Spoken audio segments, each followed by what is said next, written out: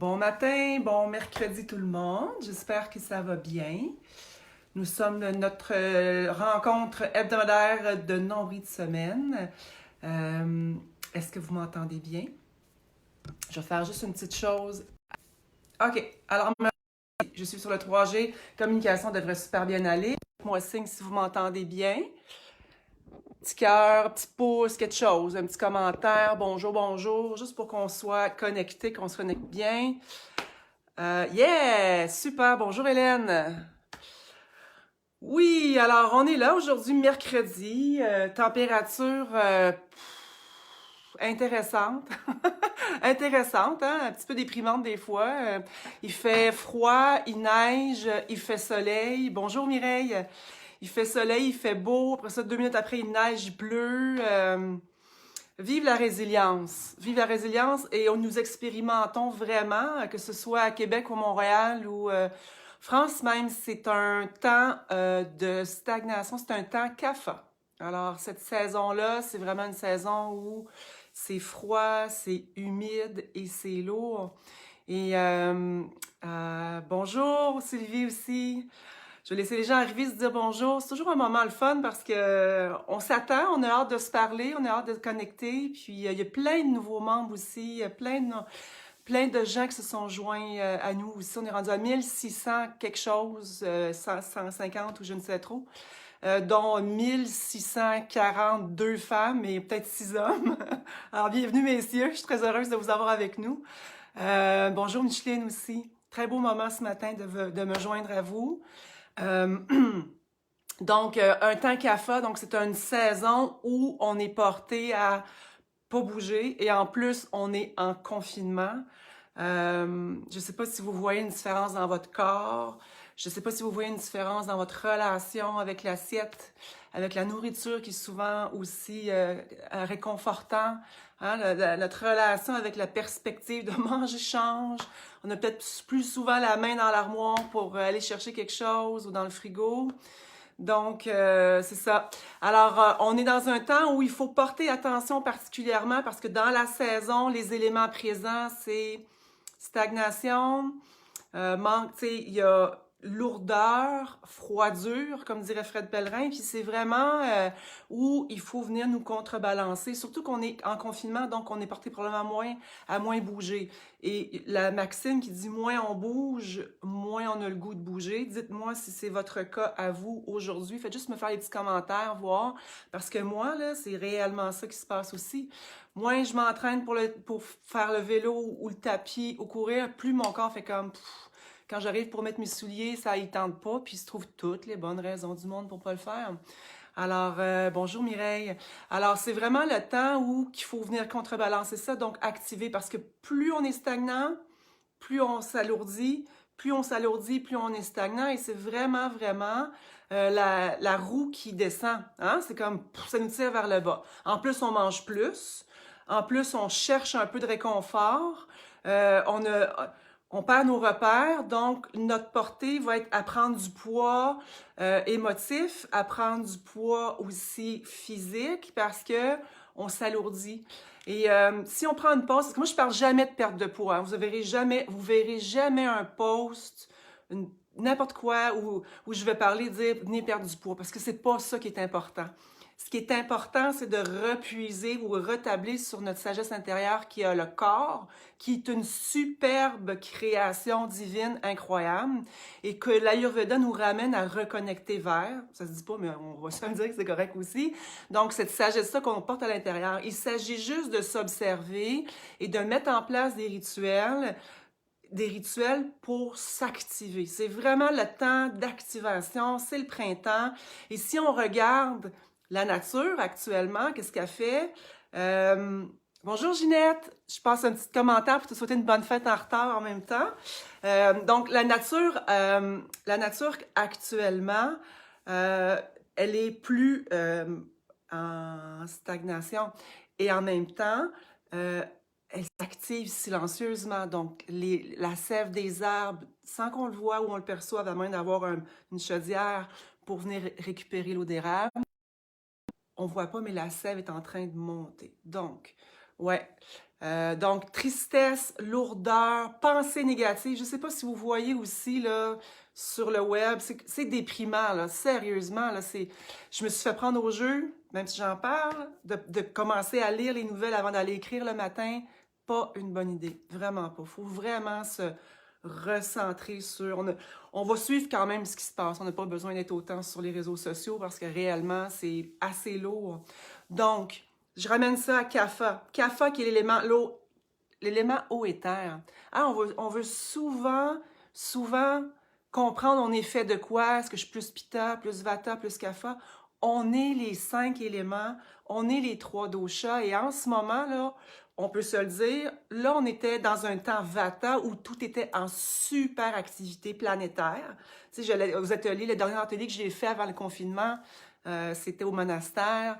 Je disais vraiment, la planète a besoin d'un break, de prendre une respiration et tout. Là, en ce moment, on est dans un temps opposé, un peu. On est dans un temps de stagnation. Donc, notre job à nous, c'est de venir nous alléger, c'est de venir nous contrebalancer, c'est de venir activer l'ensemble de l'œuvre. Moi aussi, j'ai hâte de recommencer les ateliers, les tournées ateliers. Je ne sais pas ce qui va se passer pour mai et juin, je vais vous tenir au courant. On regarde ça aller, nous autres aussi. À date, c'est maintenu, on va voir ce qui va se passer. Donc, Kapha, qui est l'élément eau et terre, et on voit vraiment, il pleut, il fait froid, donc la terre est froide, la terre dégèle, donc il y a beaucoup d'eau, il y a la pluie en plus, donc c'est quelque chose qui est humide et lourd. Alors si on regarde les qualités, puis c'est ça qu'on apprend, puis c'est ça qu'il faut devenir bon à faire, devenir de plus en plus observatrice du monde extérieur et de notre monde intérieur. Parce que avec la lourdeur, si s'ajoute de la lourdeur de la tristesse, de la lourdeur, bonjour Jean, de la lourdeur de la tristesse, de la lourdeur de l'humidité, en plus on mange plus, on bouge moins, ben inévitablement, ça nous amène à un débalancement. Puis c'est pas juste en perte de poids, c'est en prise de poids, c'est aussi dans nos pensées. Donc manque de clarté dans nos pensées, on a les pensées qui sont plus sombres, plus lourdes. Alors dans l'Ayurveda, nous ramène toujours à observer les énergies qui sont présentes et c'est exactement ce qu'on a besoin de faire en ce moment. Donc activer l'ensemble de l'œuvre, activer la digestion, activer notre corps pour venir bouger et venir vraiment remettre notre corps en place pour que la sagesse innée que l'on porte se ramène et puisse vraiment opérer. Parce que c'est ça qu'il faut réaliser aussi, c'est que notre sagesse intérieure, on la porte tout le monde, homme comme femme, féminin comme masculin, on l'a tous à l'intérieur et il faut juste venir l'activer. Et c'est ça que l'Ayurveda nous amène. C'est pour ça que je parle souvent de rituels. Plein d'amour tout le monde. Bonjour Francine, Mademoiselle Jus, Annie aussi. Donc c'est ça, il faut venir l'activer parce qu'on la porte à l'intérieur de nous. Donc, ce que je vais parler aujourd'hui, c'est ça, des façons de venir activer notre kapha intérieur pour venir bouger, pour venir garder une routine, parce que le pire à faire, c'est d'écouter son corps, puis de stagner, puis de ne pas activer notre métabolisme. Je vais parler de l'Agni aujourd'hui, ici, centre vraiment viscéral à la digestion. Mais avant, vu que tout le monde est arrivé, je voudrais vous parler quelque chose, une petite parenthèse. Le dernier live que j'ai fait, j'ai parlé des semenciers, j'ai parlé de commander en ligne et tout. Là, on a une bonne nouvelle, les jardineries sont ouvertes. Yay! Devenu comme essentiel. Donc, on va pouvoir aller chercher nos plants, nos semences aussi. Il y a beaucoup de gens qui sont en commande. Mais je vais vous parler de quelque chose parce que je vous présente ici mon kale que j'ai acheté littéralement, parce que maintenant je suis dans la région de Bellechasse, on ne peut plus aller à Lévis, donc je ne peux plus aller chez Avril. Pas grave. J'ai acheté ça il y a 3 semaines, mon kale, dans le frigo. Et qu'est-ce que j'ai fait? Je vais planter les pieds dans l'eau, dans un pot maçon, ce qui permet de maintenir un légume croquant, vraiment, parce que sinon, ils pensent comme faux, c'est des plantes. Évidemment, on le sait, mais de planter les pieds dans l'eau comme ça nous permet de le prolonger, de prolonger sa vie. Il commence à jaunir, il y en a qui sont un petit peu moins sympathiques, ils commencent à trouver le temps long, mais le reste, là, les feuilles sont magnifiques. Donc, pour vos fines herbes que vous achetez en botte, si vous achetez persil, si vous achetez du kale comme ça, un brocoli, plantez-lui les pieds dans l'eau. C'est une plante, elle va boire, puis ça va garder croquant. Voilà, je termine ma petite parenthèse parce que je pensais à ça aujourd'hui. Je me disais, ça peut être sympathique de pouvoir préserver un peu plus longtemps nos légumes qu'on achète et qu'on se rend compte encore plus précieux étant donné le confinement. Alors voilà. Alors, observer ce qui est présent, ça fait partie de l'Ayurveda. C'est de comprendre les qualités qui existent. Oui, le céleri aussi. Le céleri, on y met les pieds dans l'eau, puis il est vraiment, vraiment heureux. En plus, on peut le replanter. Une fois que tout est coupé, il va regermer s'il est dans l'eau. Si on peut le planter dans la table, ça fait un nouveau céleri. Alors, on ne le laisse pas sur le comptoir. Non, dans le frigo. Moi, j'ai des pots dans mon frigo. J'ai vraiment des pots maçons avec les plantes dedans. J'ai du persil. Je ne vais pas le montrer le persil parce qu'il en reste presque plus, mais il a duré 3 semaines, 1 mois, puis il devient pas mou. Parce que c'est comme quand on se fait offrir des fleurs. La première chose qu'on fait, c'est on met les pieds dans l'eau. Ben, c'est la même chose avec nos légumes. Alors, vous me donnerez des nouvelles. Envoyez-moi des photos. J'aime ça de voir ça dans le groupe, entre autres, pour qu'on puisse se donner des trucs aussi pour bien se nourrir, faire des bons smoothies le matin. Et donc, si on revient à l'observation, il y a des couples de qualité. J'en ai parlé dans mon premier livre. Je le simplifie encore plus dans le deuxième en ce moment. Je suis vraiment là-dedans. Hier, j'ai fini, là. J'ai passé 8-9 heures vraiment à faire une belle section hyper intéressante. Je suis contente. Je suis vraiment contente. Et vous me fidez beaucoup aussi sur ce que j'ai besoin de vous amener parce que c'est ça mon but, c'est vous servir le mieux que je peux. Bon, alors, printemps, observation, donc humidité, lourdeur. On peut comprendre aussi qu'en ce moment, dans notre nourriture, on peut aussi observer des qualités. Ça veut dire que je peux manger quelque chose qui est léger et froid, comme une feuille de salade. Je peux manger quelque chose qui est léger, comme du quinoa, par exemple. Je peux manger quelque chose qui est plus lourd, une tranche de steak. Commencez à observer ce qui est dans votre assiette avec les qualités. Est-ce que c'est froid? Est-ce que c'est chaud? Est-ce que c'est huileux ou est-ce que c'est sec? Ces qualités-là ils ont tendance à s'accumuler d'une saison à l'autre. Puis c'est ça la base de l'Ayurveda. Au-delà de savoir si je fais un test, puis je suis plus ceci ou cela, notre force dans la compréhension de l'Ayurveda, c'est comme ça que je l'amène avec mon humble opinion, mais c'est vraiment d'observer.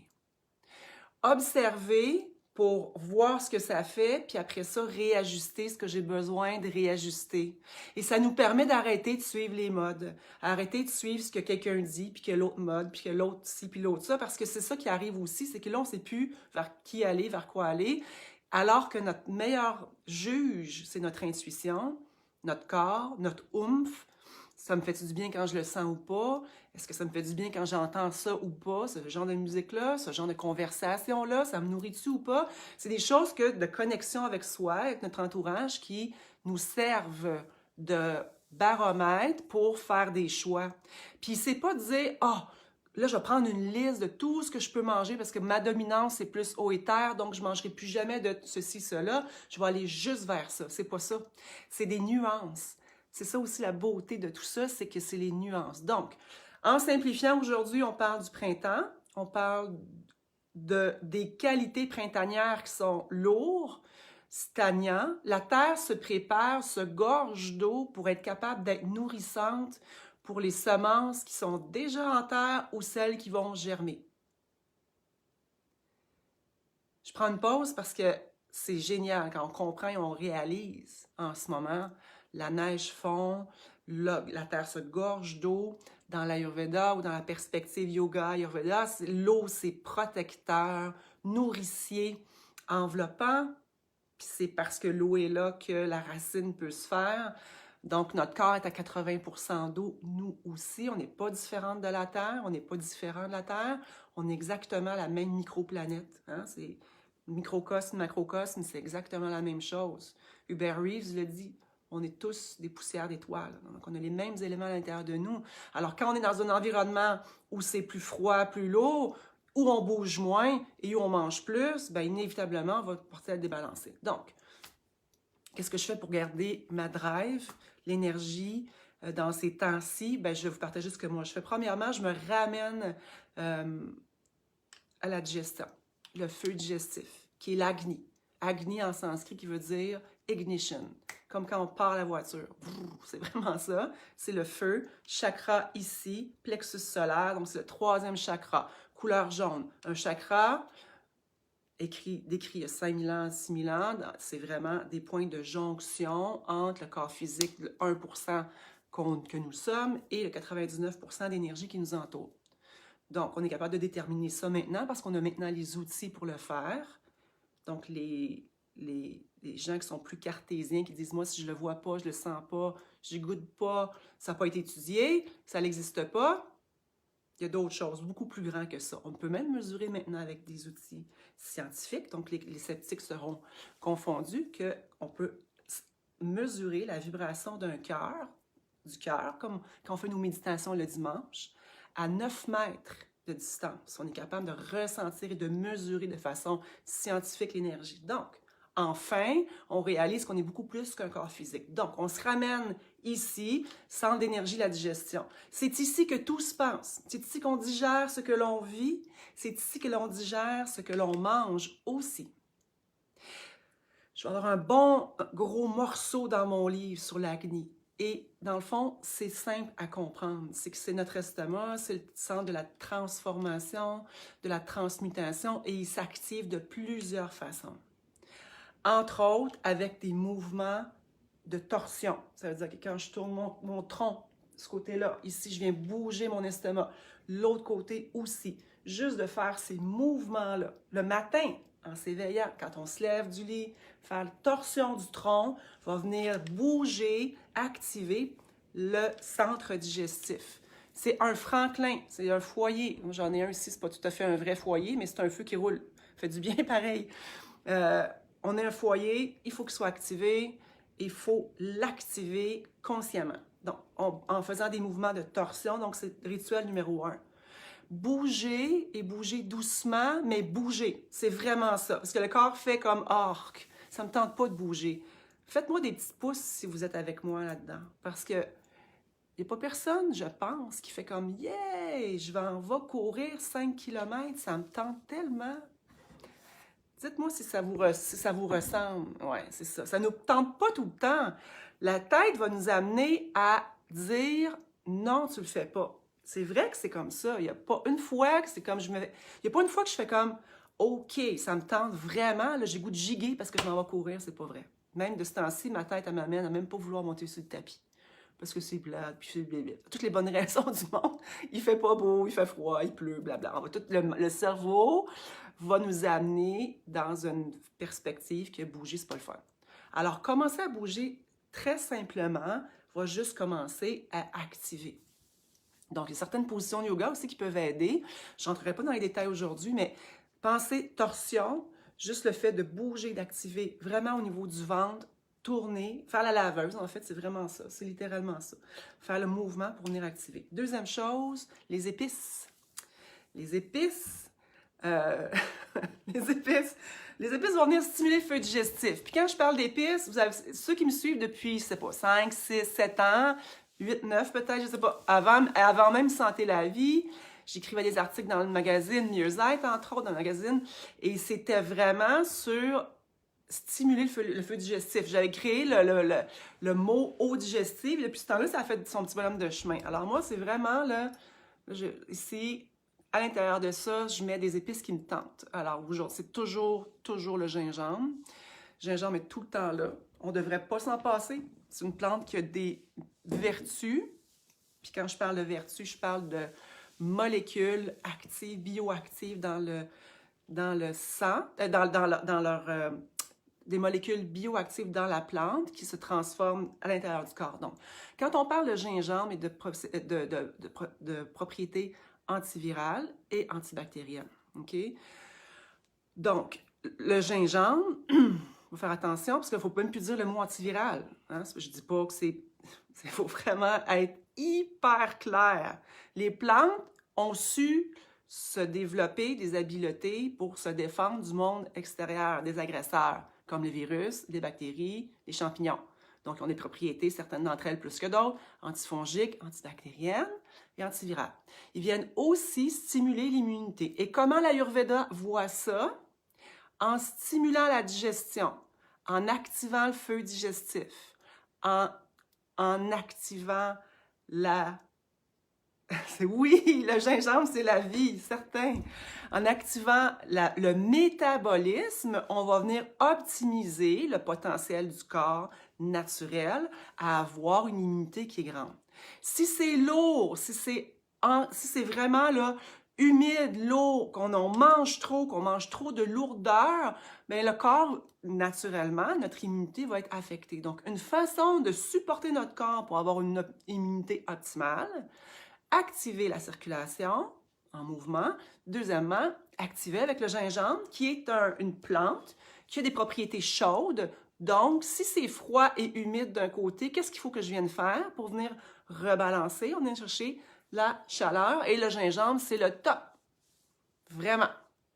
En plus, quand on en croque, puis ça vient travailler sur les gencives, ça va venir vraiment aider pour les gingivites. Donc, moi, le monde des plantes, je pense que je vais écrire 5 livres. Ça n'a juste pas de bon sens, tout ce qu'il y aurait à partager pour qu'on se réapproprie cette connaissance-là, puis qu'on arrête de dire que parce que ça n'a pas été mis dans une étude clinique à double insu, dans certains patients et tout ça, il faut ramener aussi. Moi, je viens du monde pharmaceutique, j'ai été infirmière de recherche, je travaille dans un département de recherche, j'en ai monté un même aussi. Donc, c'est vraiment une perspective différente. Si vous n'avez pas vu le Jean-Yves Dionne, Franchement Santé, très intéressant à suivre. C'est un pharmacien, je l'adore, c'est un ami personnel.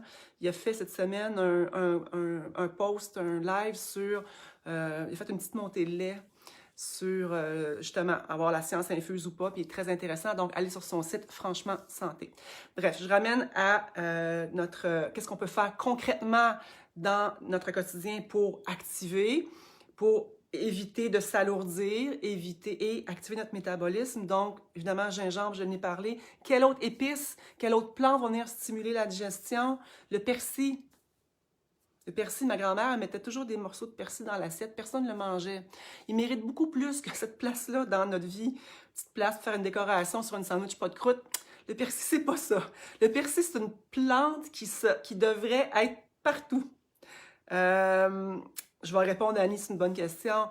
Donc, le persil, vert, fer, il y a du fer, il y a de la vitamine C, c'est un stimulant digestif, il aide à l'élimination naturelle, c'est un petit diurétique naturel, il va venir chatouiller les reins pour augmenter l'élimination, donc c'est vraiment quelque chose à avoir.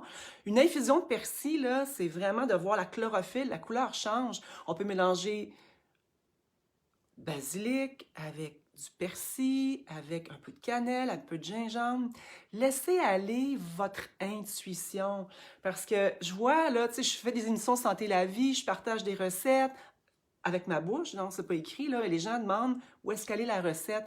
L'idée générale en arrière d'une recette, c'est de dire, ah, voici les ingrédients, puis je vais m'essayer, je vais rajouter un petit peu plus de ça, puis un petit peu moins de ça. Le pire qui peut arriver, là, c'est qu'on se trompe, ça goûte pas bon. Puis on le saura pour la prochaine fois. J'en ai scrappé des smoothies au début. Il y en avait des pas bons. Puis c'est ça. Il y a des choses qui ne fonctionnent pas ensemble. Mais la majorité du temps, ça donne des bonnes choses. Puis de mélanger les épices ensemble, ces plantes-là ne demandent que ça, un travail d'équipe. Donc, persil, le basilic. Basilic, en plus, le soir, moi, je diminue le gingembre, puis j'augmente le basilic et la camomille pour aider à préparer le corps à un sommeil réparateur. Donc, gingembre, persil, cannelle va stimuler la digestion. Cannelle, il faut y aller un petit peu plus mollo parce que c'est une écorce. Et cette écorce-là, comme l'écorce de saule qui se sont inspirées pour faire l'aspirine, est un anticoagulant. Donc, les gens qui ont des médicaments, qui prennent des médicaments pour l'anticoagulation, il faut être prudent avec la cannelle. En fait, il faut vraiment être très prudent, donc réduire, puis y aller vraiment, vraiment mollo pour pas que ça rentre en contre-indication. Mais pour les autres, ça peut être un irritant pour l'estomac quand on en prend trop. Mais observez votre corps. Il va vous le dire aussi. Alors, la question, est-ce que je peux mélanger astragale et gingembre? Vraiment. L'astragale, c'est une plante dont on prend la racine en décoction. Puis quand on dit décoction, c'est une infusion. C'est juste que on le fait frémir un peu plus pour venir attendrir les écorces ou les racines pour qu'ils puissent envoyer, comme je disais à l'émission, envoyer la plante à la plage pour qu'elle relâche ce qu'elle a à relâcher. Astragalus, c'est une plante qui est extrêmement bonne. Moi, je l'aime beaucoup. Elle a démontré aussi du potentiel. C'est intéressant, la recherche qui s'est faite sur l'astragale. Si je m'en vais là, je vais me perdre un petit peu. On en reparlera dans un autre live. Annie, tu ramèneras, si tu veux bien, la question sur l'astragale pour qu'on puisse la découvrir ensemble. Donc, on revient à la digestion, cannelle, gingembre, les graines de coriandre sont excellentes aussi. La coriandre, ceux qui aiment, il y a à peu près 80% des gens qui adorent la coriandre, il y a 20% qui ne peuvent pas la sentir. Ça, c'est comme c'est comme l'histoire des asperges, l'odeur au niveau quand on va à la salle de bain. Après, il y a 80% des gens qui savent de quoi je parle, puis il y a 20% qui fassent comme de quoi qu'on parle. Donc, il y a des choses comme ça que le corps, on est vraiment unique. Et la coriandre fait partie de ces plantes-là. Donc, ceux qui tolèrent et l'adorent comme moi j'en mets dans mes infusions et elle vient stimuler la digestion. Est-ce que j'utilise toujours les plantes fraîches? Vraiment. Dans les infusions, basilic et persil, frais. Puis pourquoi frais? Plus c'est proche de la terre, plus c'est vivant, plus ça m'amène où? Ça m'amène vers le haut. Puis là, je parle des gunas aussi à l'intérieur de ça, sans nécessairement aller le nommer. Il y a des énergies terrestres dans la vision de l'Ayurveda, mais c'est aussi, il y a l'énergie de la terre qui est vraiment tamas. Il y a l'énergie de passion qui est rajas, qui est la couleur rouge, qui rend passionnel et passionné. Et il y a le sattvic, qui est comme les petites fleurs qu'il y a au bout, qui est plus vibratoirement élevé. Donc, il y a des énergies. Hein? La terre qui est plus lourde. Après ça, tranquillement, ça s'élève. Puis, il y a le sattvic. Et de ces trois énergies-là émanent les 5 éléments et les doshas et compagnie. Et si on se ramène donc persil et basilic frais, plus c'est vivant, plus on est dans la vibration de vie. Donc, plus on va aller chercher des principes actifs naturel la terre. Moi, persil, toujours frais, basilic, je prends jamais basilic séché pour plusieurs raisons. Basilic séché, une fois que c'est séché, il n'y a plus rien dedans. Même pour mes huiles, j'ai développé vraiment une façon de l'extraire parce que basilic sacré, c'est précieux. Et dès que tu le transformes, le basilic, bien, vous le savez, hein, dès qu'on le met dans une infusion, si l'eau est trop chaude, elle devient brune. Si on la met au début de la sauce à spaghetti, ça donne absolument rien. Donc, je préfère des petites capsules peut-être de comment cuisiner. Mais je n'ai pas le setup d'une cuisine comme Ricardo, mais ça pourrait faire partie aussi de ce qu'on pourrait faire ensemble. Mais bref, curcuma, absolument, curcuma frais. Tu sais, une plante, on prend une plante toujours fraîche en premier, séchée quand on est obligé. Okay, c'est vraiment ça. Donc, pour tout ce qui est les fines herbes, les plantes aromatiques, ça devrait être frais. On devrait avoir des plantes dans la maison. Hein? Ben, ça devrait nous rendre service aussi. Donc, ben, toutes nos fines herbes devraient être fraîches. Et plus elles sont fraîches, plus près de la terre, plus ils nous rendent service. Hein? C'est vraiment un bel échange. Donc, basilic, c'est ça. Basilic, dans les pots, il n'est pas facile à garder. Moi, je mets les orteils dans l'eau. Donc, j'enlève le plastique, je le déroule tranquillement. Tu sais, le truc qui le tient. Parce que là, on parle vraiment de ce qu'on achète à l'épicerie. Moi, je déroule la couette. Je garde toujours un peu de structure parce qu'eux, ils ont appris à grandir comme ça. Puis, dès qu'ils arrivent à la maison, là, on enlève leur support, puis c'est extrêmement sensible, basilic. Vraiment une plante d'une grande sensibilité. Sécher le basilic, on peut le faire, mais ça sert plus à grand-chose quand c'est rendu séché. Il y a des plantes comme ça qu'il faut garder frais. Moi, c'est mon humble opinion.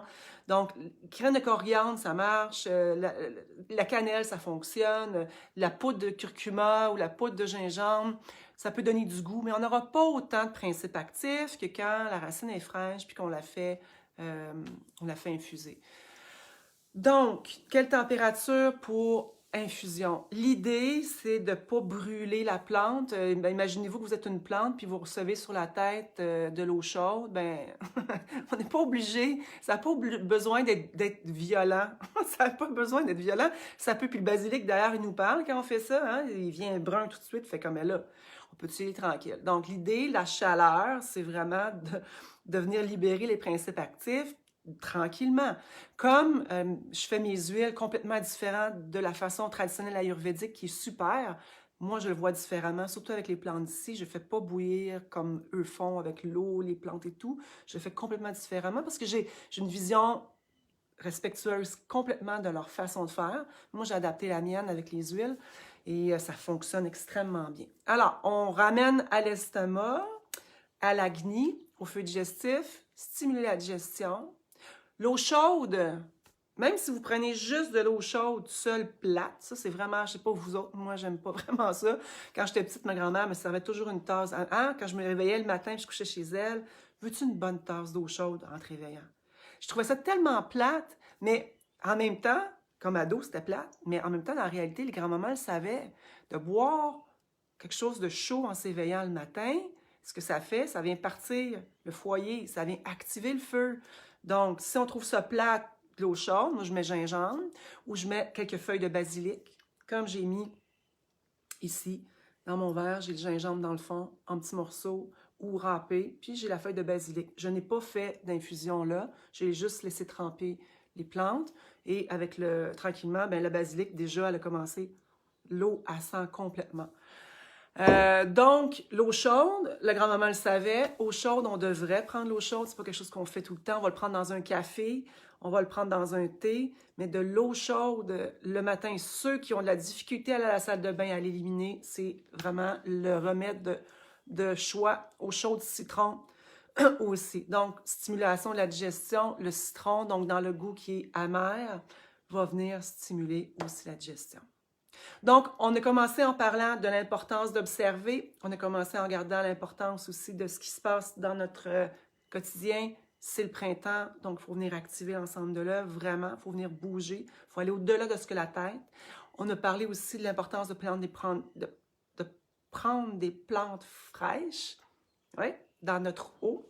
On a parlé de l'Agni, donc du chakra ici, où on peut venir aussi activer. Alors, je voudrais vous montrer une respiration que moi je fais quand ma tête m'amène ailleurs, quand je manque d'énergie, quand les pensées sont pas claires, quand j'ai besoin de m'activer, quand j'ai besoin de maintenir un état où je vais être productive pour mon livre, pour être capable d'avoir des idées, d'être créative, de ne pas rentrer dans un genre de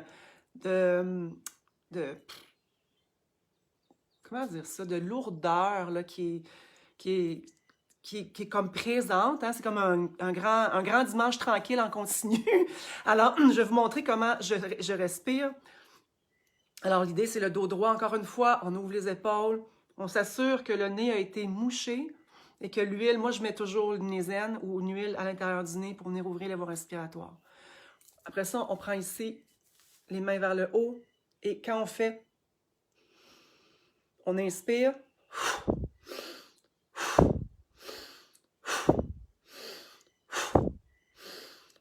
J'en fais 10.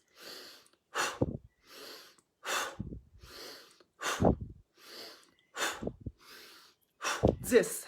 Et là, on attend un peu, on ferme les yeux et on observe ce qui se passe à l'intérieur. On va le faire une deuxième fois. Je vais répondre aux questions après au niveau des plantes. Là, on se ramène au niveau de la respiration actuellement.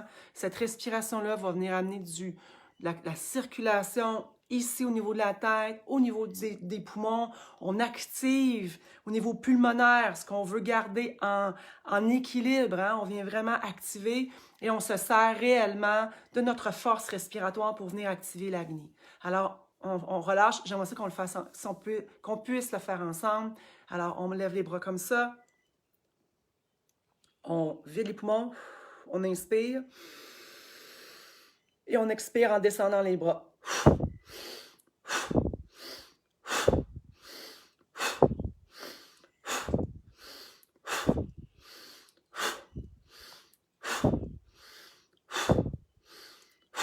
On le fait 10, on ferme les yeux et on observe ce qui se passe à l'intérieur. Il y a vraiment un mouvement qui s'installe. Alors moi, je fais ça 3 fois. 3 fois 10, 30 respirations. Si on est enceinte, on ne fait pas cet exercice-là. Si on est dans notre cycle lunaire, donc si on a nos règles, on ne le fait pas non plus. Pour le reste, il n'y a pas de contre-indication. On va venir potentialiser notre métabolisme à transformer, à transmuter ce qui se passe dans nos vies, ce qui se passe comme pensée, puis ce que l'on mange aussi. Autre chose que je vais vous parler, donc, j'ai tellement d'affaires à dire, ça n'a pas de bon sens. Je pourrais passer une journée comme ça. Je pense que je vais faire un atelier. Vous me direz si vous êtes intéressé à faire un 3 heures d'atelier 2 fois. Juste voir si ce serait ça, avec des thèmes spécifiques, parce que je suis en train de se penser réellement. Pour activer aussi la circulation, moi, ce que je fais vraiment, c'est le dry brushing, le brossage à sec. Okay? On vient activer avec des mouvements vers le haut.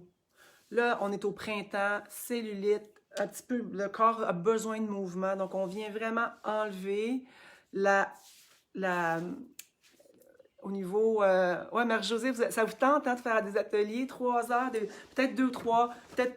En tout cas, je vais voir ce serait quoi, là, puis avec les thèmes, là, mais ça pourrait être ça, parce que c'est intéressant. On n'a pas, on n'a pas le contact physique, mais on a quand même une super belle connexion. Donc, je ramène à mon brushing, mouvement vers le haut, mouvement vers le haut. Au niveau de la poitrine, même chose, il faut venir activer.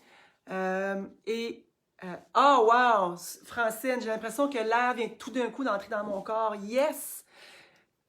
Là, je vais me, je vais me ramener, je vais revenir à mon dry brushing.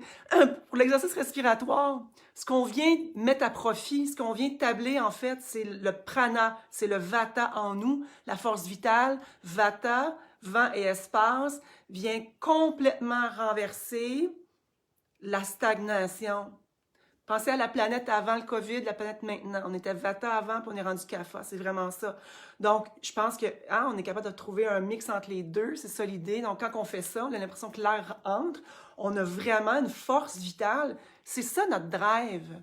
C'est ça notre notre force, notre drive intérieur que l'on a tous. Je ne suis pas meilleure qu'un autre. Cette sagesse-là qu'Ayurveda nous amène, nous ramène vers ça. C'est ça qui est intéressant. Dry brushing. On vient activer la circulation au niveau des jambes, au niveau du ventre, au niveau de la poitrine. Je ne parlerai jamais assez de l'importance de se masser, de s'automasser aussi les seins. Maintenant, j'ai mon huile Kapha aussi. Dans cette huile-là, je parle de mes huiles, je les connais, c'est moi qui les ai fait. Je les ai fait pour moi, puis après ça, j'ai décidé de les commercialiser. L'intérieur de ça, c'est des plantes qui ont des propriétés astringentes. Moi, le matin, quand je déprime, là, vraiment, ça fait comme, bon, ben, je vais me donner un petit coup de fouet, je prends l'huile, dans la douche, une fois que mon corps est lavé, et je vais venir huiler mon corps avec l'huile, avec des plantes romarin, génévrier, poivre noir, entre autres. Romarin, il y a une plante plus tripante d'odeur que le romarin. On n'en a pas parlé encore du romarin. Hein? Planifiez-la dans vos plates-bandes, planifiez-la dans vos plans. C'est trop une plante importante. Elle vient activer la circulation. Elle a été même démontrée pour aider à la concentration au niveau de quand on respire dans les huiles essentielles. Pas les huiles essentielles dans la bouche. Vraiment. Moi, je suis vraiment un petit peu comme... Je me tiens loin de ça. C'est vraiment en diffusion, romarin. Dans mon huile Kapha, c'est ça. Donc, ce matin, c'est exactement ce que j'ai fait.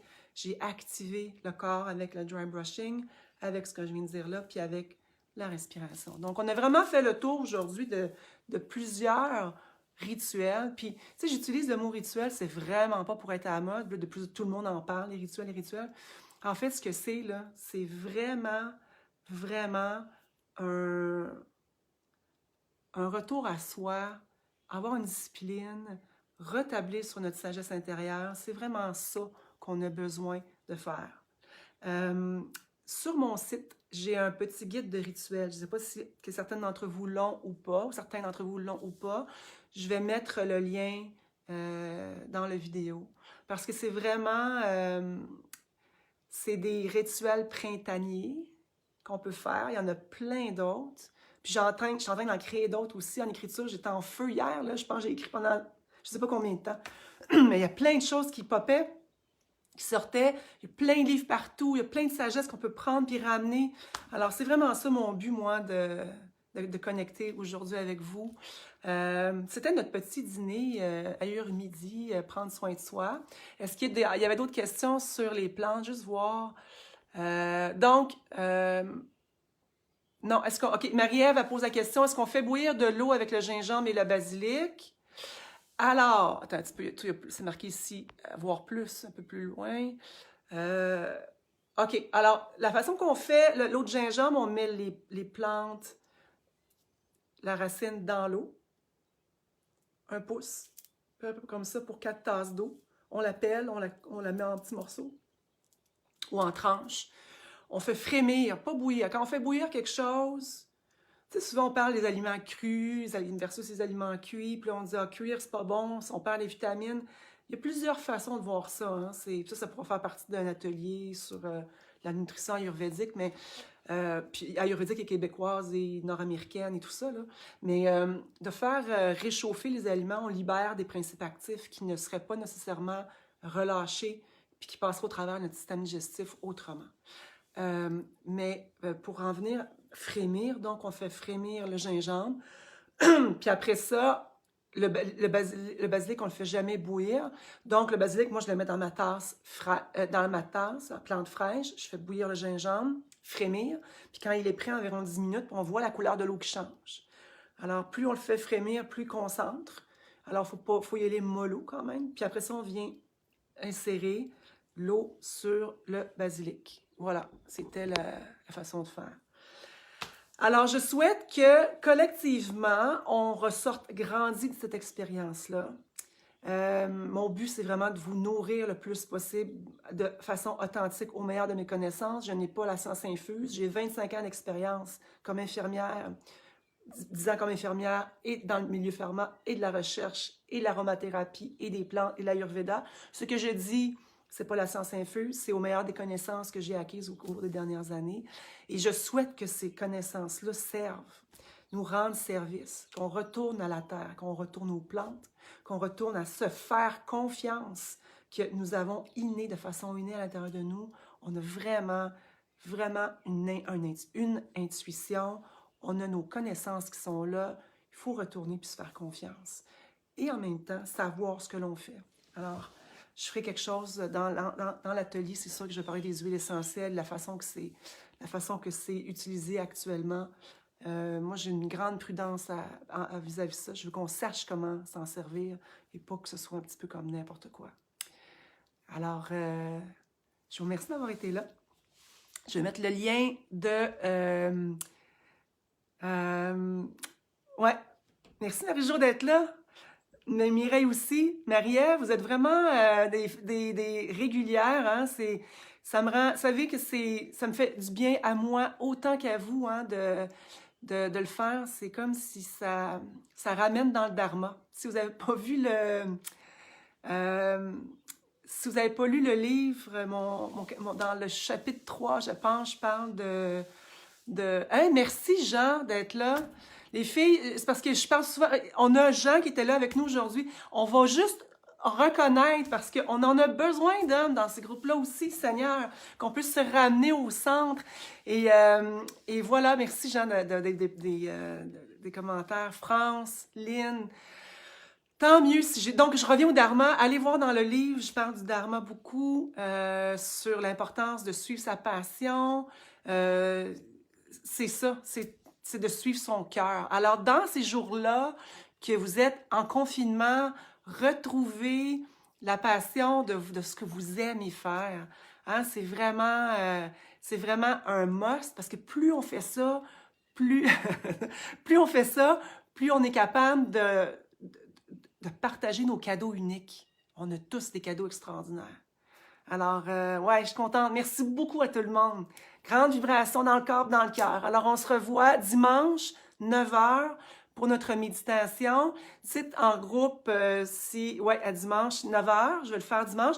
Vous me direz dans le groupe aussi si ça vous tente de faire un atelier. Je vais essayer de dessiner quelque chose sur 2 ou 3 jours de 3 heures à peu près.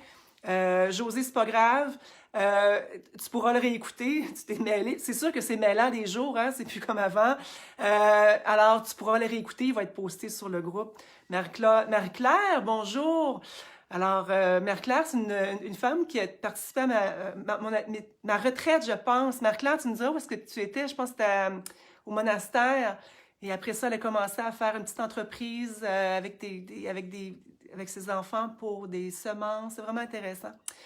Alors, merci Ginette aussi, Linda, à tout le monde. Alors, à dimanche matin, 9h pour notre méditation. Et je vous embrasse et je vous porte vraiment, vraiment, vraiment, vraiment dans mon cœur. Bye bye!